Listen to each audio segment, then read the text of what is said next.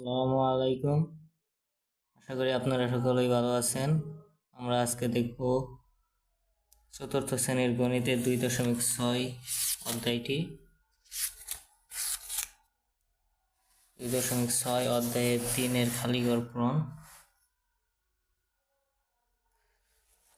1 নম্বরে যে অঙ্কটি আছে আমরা দেখতে পাচ্ছি, প্রথমেই খালিঘর, তারপর বিয়োগ চিহ্ন, তারপরে 6483 সমান 3517। এর মানে হচ্ছে কত থেকে এখানে একটি সংখ্যা বসবে, যে সংখ্যা থেকে বিয়োগ 6483 বিয়োগ দিলে 3517 হবে। এটা আমরা কিভাবে বের করব, চলেন দেখি। এটা করার জন্য এখানে যেহেতু বিয়োগ আছে আমাদের যোগ করতে হবে।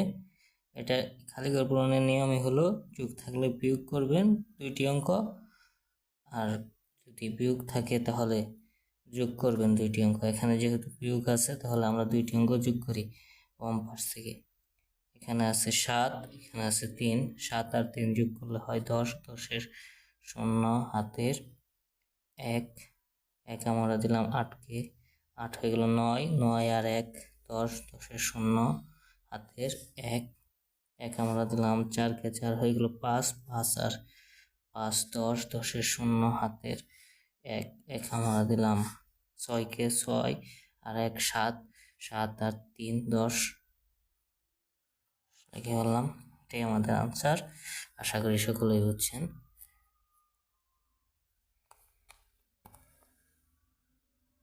ধন্যবাদ।